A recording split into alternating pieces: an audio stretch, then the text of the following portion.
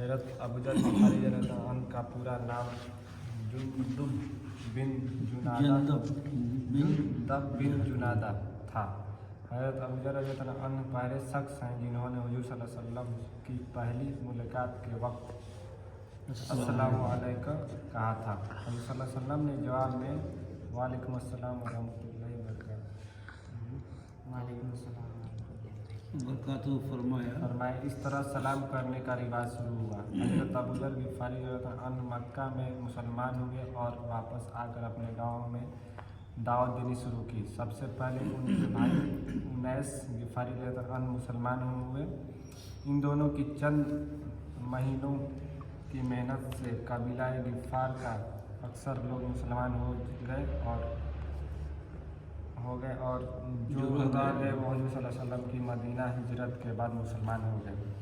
ग़ज़वे खंदक के बाद हज़रत अबूज़र अन्हु मदीना आकर हुज़ूर सल्लल्लाहु अलैहि वसल्लम की खिदमत में रहने लगे। आप सल्लल्लाहु अलैहि वसल्लम के इंतकाल के बाद शाम के इलाके में चले गए और हज़रत उमर रज़ियल्लाहु अन्हु के ज़माने तक वहीं रहे।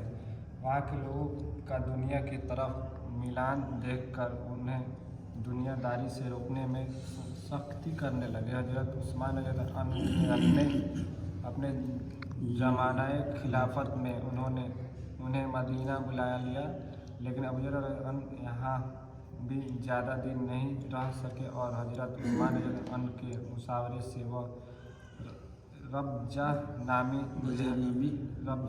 देहात में चले गए और वहीं 32 हिजरी में आपका इंतकाल हुआ। नंबर 2, हुज़ूर सल्लल्लाहु अलैहि वसल्लम का मौज़िज़ा।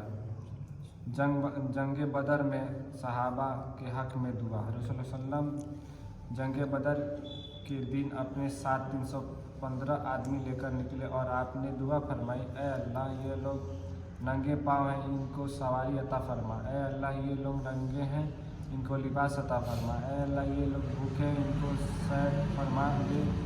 लिहाजा अल्लाह ताला ने बदर के दिन मुसलमानों को फ़तह इनायत फरमाई और जब ये लोग मदीना लौटे तो उनमें से कोई ऐसा ना था जो अपने साथ 1 या 2 ऊँट ना लाया हो। उनको लिबास भी मिला और वह सैर भी हो गए। अबू दाऊद में। नंबर 3, एक फ़र्ज के बारे में शादी का हुक्म। रसूलुल्लाह सल्लल्लाहु अलैहि वसल्लम ने फरमाया, नौजवानों तुम में जो भी निकाह की ताकत रखता हो उसे निकाह कर लेना चाहिए और जो ताकत ना रखता हो उसे रोज़ा रखना चाहिए क्योंकि ये नफ्स की ख्वाहिशात को कब्ज़ करता है।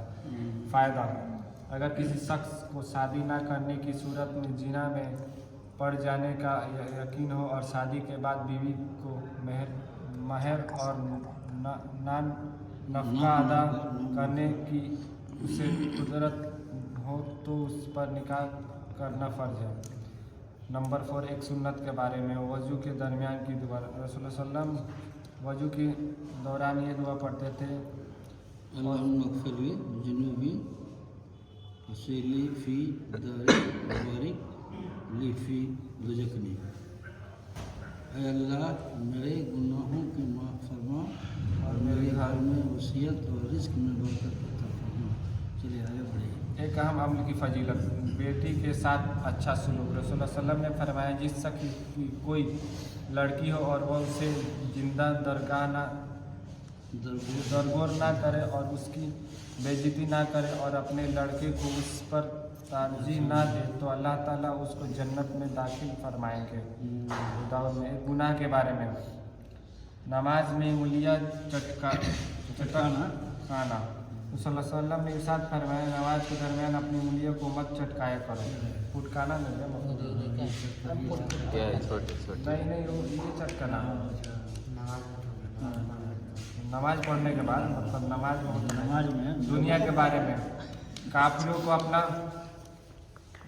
अपना दोस्त ना बनाओ। अल्लाह ताला का इरशाद है, ऐ ईमान वालों, जिन लोगों को तुमसे पहले की किताब दी गई थी उनमें से ऐसे लोगों को अपना यार व मददगार ना बनाओ जिन्होंने तुम्हारे दिल को मजाक और खेल बना रखा है और अगर तुम वाकई साहिब ईमान हो तो अल्लाह से डरते रहो। सूरह माइदा। आखिरत के बारे में सख्त हिसाब का नतीजा। रसूल सल्लम ने फरमाया क़यामत के दिन जिससे सख्त हिसाब लिया जाएगा उसको अजाब होकर रहेगा। बुखारी शरीफ। तो वे नबी से इलाज सेहतमंदी के लिए बेहतरीन तकसीम। हज़रत आयशा रज़ियल्लाहु अन्हा फरमाती हैं कि रसूल सल्लम सीधा हाथ को वजू करने और खाने में इस्तेमाल फरमाते थे और उल्टे हाथ को इस्तिंजा करने में, और ये किसी तकलीफ़ की वजह से ना था। अबू दाऊद। नबी सल्लल्लाहु अलैहि वसल्लम की नसीहत, पाबंदी से कुरान की तिलावत हो। रसूल सल्लम ने फरमाया कुरान पढ़ा करो क्योंकि कुरान क़यामत के रोज़ अपने पढ़ने वालों की सिफात करेगा। मुस्लिम शरीफ।